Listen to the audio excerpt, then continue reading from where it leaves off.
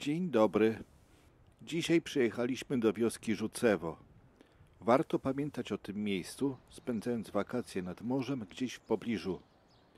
Są tutaj dwie ciekawe atrakcje do obejrzenia i jest to dobre miejsce na 1- lub 2-godzinny spacer, gdy już znudził się nam pobyt na plaży od nadmiaru słońca lub przy gorszej pogodzie.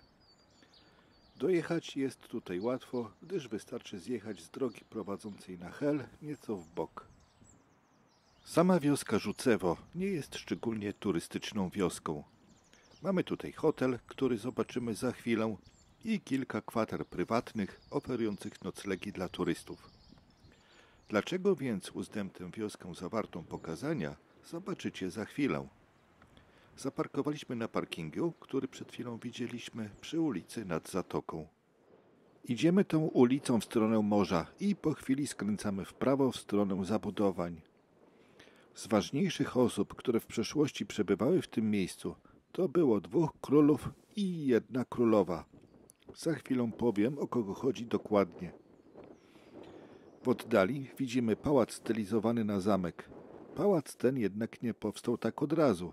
Dzieje tego miejsca sięgają dość odległych czasów. Przed 1308 rokiem wieś należała do kasztelanii puckiej. W 1578 roku majątek przechodzi na własność Ernesta Wejhera, a jego syn Jakub, który był założycielem Wejherowa, powiększa znacznie majątek o kolejne wsie. Już w 1583 roku istniał tutaj dwór zwany pierwszym dworem Wejherów. Majątek z Rzucewem, zwanym Wejherhof, pozostaje w rękach rodziny Wejherów do 1676 roku. W roku 1626 Szwedzi zajmują teren Pomorza, dochodzi wówczas do zniszczenia dworu pierwszego. Następny dwór odbudowano na nadmorskiej skarpie na północ od dzisiejszej bryły pałacu.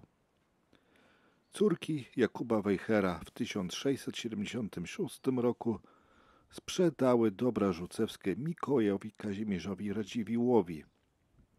Już w 1685 roku wdowa po Michale Radziwille, Katarzyna Sobieska, ofiarowuje dobra rzucewskie swojemu bratu, królowi Polski Janowi III Sobieskiemu. Król przebywał w tym majątku tylko 1 raz, we wrześniu 1677 roku. I jest to pierwszy król, który przebywał w tym miejscu. Jego żoną była królowa Marysieńka, ona zaś przebywała w tym miejscu wraz z dziećmi kilkukrotnie. Z tego okresu pochodzi sławna do dziś Aleja Lipowa, łącząca Rzucewo z Osłoninem. Według tradycji aleję sadził sam Jan III Sobieski. W 1734 roku ulega zniszczeniu następny dwór. Neogotycki pałac, który właśnie oglądamy, został wybudowany w latach 1840 do 1845. Niedaleko pałacu posadowiono dom zarządcy folwarku i budynki gospodarcze. Otoczenie stanowi piękny park z okazami starodrzewu, wśród nich 2 platanowce klonolistne, kasztanowce jadalne oraz liczne lipy, dęby i graby. Na południe od pałacu, bezpośrednio nad plażą, zbudowano kaplicę grobową.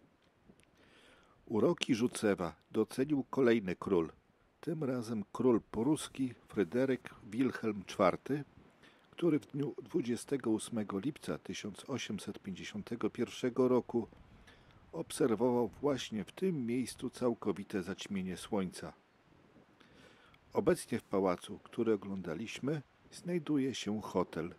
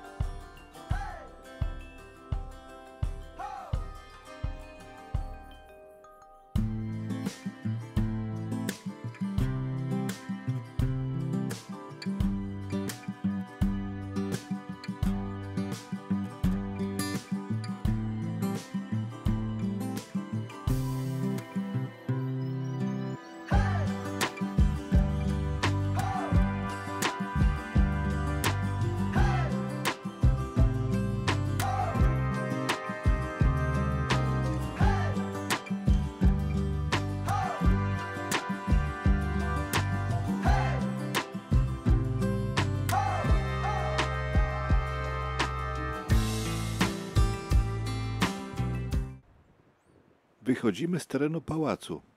Idziemy prosto, aż do skrzyżowania.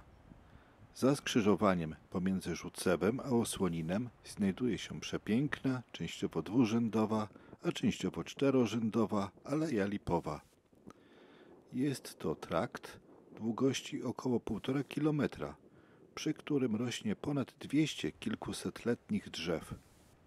Aleja ta ponoć powstała za czasów króla Jana III Sobieskiego i jak wieść niesie, mógł on sadzić rosnące w alei lipy. Mimo to, że jest to obecnie droga asfaltowa, warto wybrać się na dłuższy spacer wśród wiekowych lip.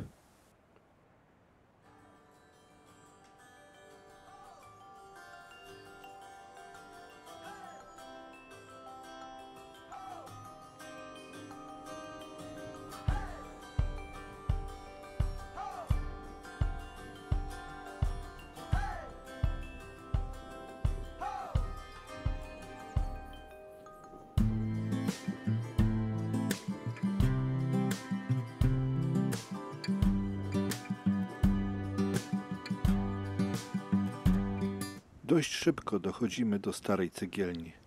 Cegielnia ta została uruchomiona w 1773 roku, kiedy to potrzebne były cegły do budowy nowego pałacu. Obecnie znajduje się tutaj sala bankietowa. Po obejrzeniu wracamy się z powrotem do skrzyżowania dróg.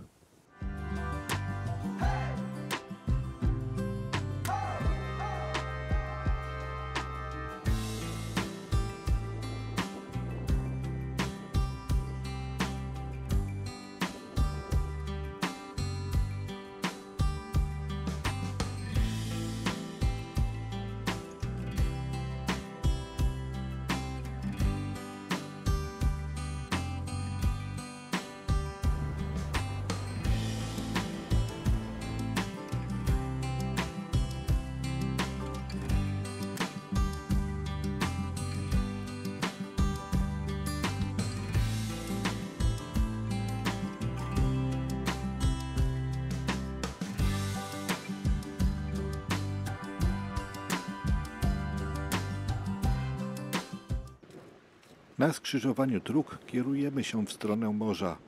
Szybko dojdziemy do odnowionego mola. Następnie przejdziemy się krótki odcinek brzegiem morza w kierunku drugiej, większej atrakcji.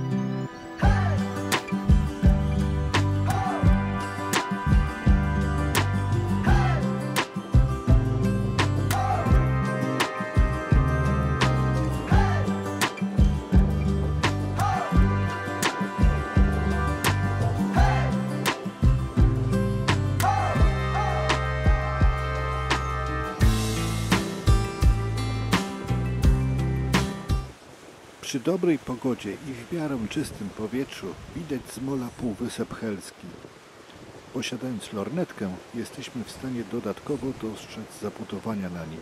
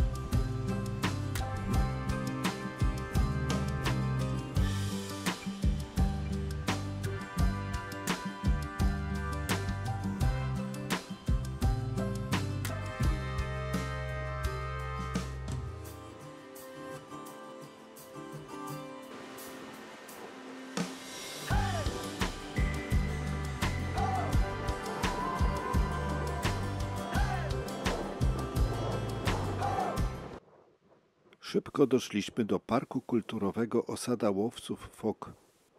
W 1894 roku miejscowy nauczyciel w czasie wycieczki brzegiem zatoki odkrył ślady dawnej osady z epoki kamienia. W tym samym roku pierwsze badania wykopaliskowe przeprowadził dyrektor ówczesnego Muzeum Prowincjonalnego w Gdańsku.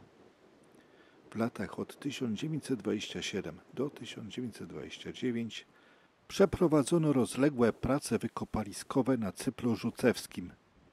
Odkrycia archeologiczne spotkały się z dużym zainteresowaniem archeologów. Zwracano uwagę na terasową zabudowę osady, bogaty zbiór naczyń glinianych, narzędzi wykonanych z krzemienia i kamienia oraz liczne kości fok. Już w 1930 roku wprowadzono do literatury archeologicznej termin kultura rzucewska.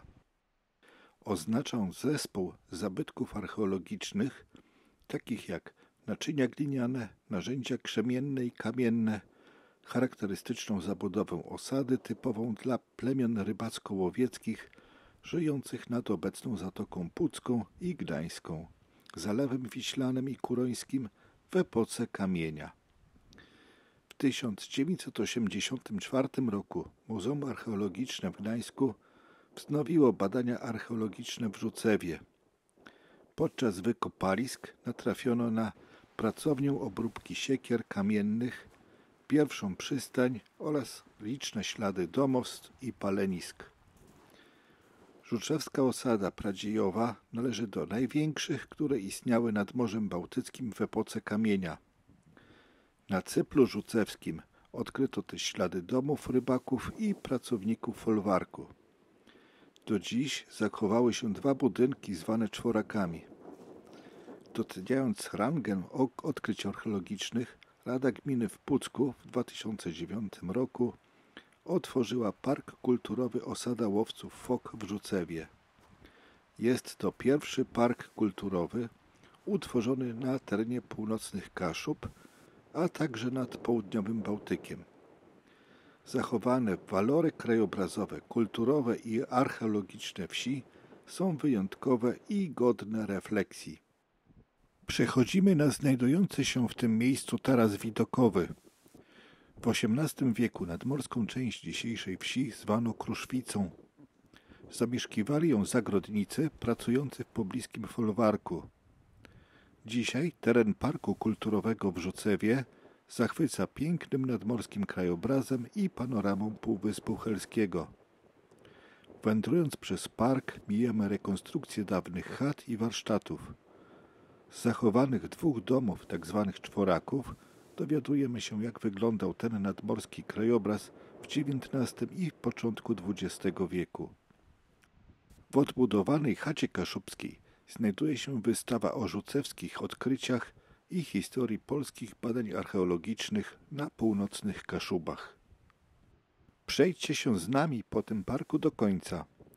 Podczas oglądania można wcisnąć przycisk subskrybuj, aby nie pominąć kolejnych filmów o kolejnych ciekawych miejscach i miejscowościach. Jeśli podobał Wam się ten film, to wciśnijcie łapkę w górę i możecie napisać też komentarz.